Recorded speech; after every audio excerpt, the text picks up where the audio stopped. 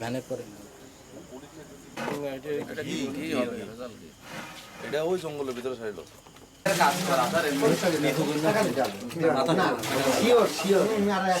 এখন তাহলে 40 টাকা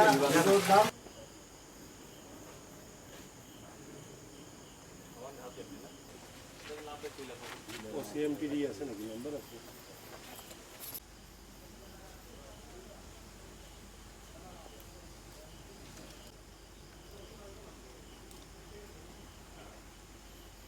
ওটা নি না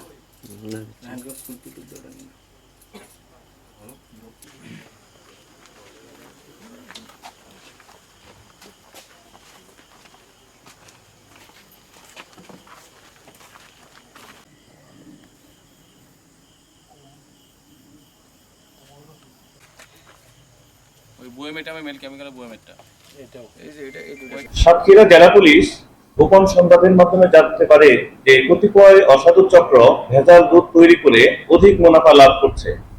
এই সংবাদ প্রাপ্তির সাথে সাথে আমাদের ডিবি পুলিশ এর একটা চৌকস দল এই অভিযান পরিচালনা করে গতকাল 5 তারিখ, এবং এই অভিযান পরিচালনা করে দেখতে পায় যে এখানে দুজন ব্যক্তি রয়েছে, কুমল ঘোষ এবং দিলীপ ঘোষ সহ এই থানার, এই সাতক্ষীরা জেলার সদর থানার আবাসপুর এলাকা এবং ফিংরি এলাকা, আশাশুনি থানার কচুয়া এলাকা, এই সমস্ত এলাকাতে কিছু চক্র কাজ করে যাচ্ছে ভেজাল দুধ তৈরি করা এবং দুগ্ধজাত সামগ্রী তৈরি করা, যাতে তারা অধিক লাভবান হতে পারে।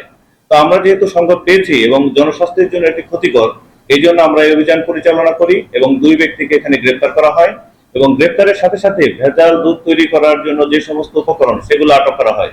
যেমন এখানে 260 লিটার ভেজাল দুধ, তার সাথে সয়াবিন তেল, কৃত্রিম জেলি এবং তার সাথে কিছু ভেজাল ঘি, এগুলো দিয়ে কিছু মেশিন এবং এটাকে যেন এই তরল দুধের যে ঘনত্ব সেগুলো যেন ঠিক রাখা হয়, এইভাবে তারা এই কাজটা করে। অর্থাৎ এখানে ঘি তৈরি হয়, এখানে দুধ সেটা ভেজাল তৈরি হচ্ছে, অর্থাৎ একাধিক প্রোডাক্ট এখানে তারা তৈরি করছে।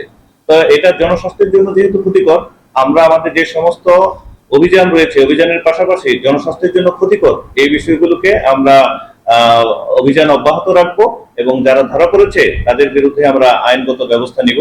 এটা স্পেশাল পাওয়ার অ্যাক্ট বা আমরা যে ভেজাল দুধের যে বিষয়গুলো রয়েছে সেগুলো আমরা দেখব। এখানে যে বিষয়গুলো আটক রয়েছে, যেমন জব্দ হয়েছে, যেমন 7টি ক্যান, 260 লিটার ভেজাল দুধ, ভেজাল ক্রিম, সয়াবিন তেল, ভেজাল ঘি, ওজন পরিমাপক মিটার, দুধ তৈরি করার মেশিন, অর্থাৎ অনেক ধরনের ভেজাল পণ্যর এখানে সমাবেশ ঘটানো হয়েছে এবং এই চক্রটা অধিক লাভবান হচ্ছে। তা আমরা এগুলোকে প্রতিরোধ করব, আপনারা আমাদের সাথে থাকবেন। এখানে আমরা জানতে পারছি যে কিছু প্রতিষ্ঠান ভালো নামি দামি প্রতিষ্ঠান, আমি নাম বললাম না, নামি দামি প্রতিষ্ঠান, তারা এটার সাথে যুক্ত থাকতে পারে। তো বিষয়টা আমরা জানতে পারবো, তদন্ত যখন হবে তখন আমরা জানতে পারবো যে কোন ব্যক্তি এটার সাথে জড়িত রয়েছে। যদি কেউ জড়িত থাকে আমরা তাদের বিরুদ্ধে আইনগত ব্যবস্থা গ্রহণ করব।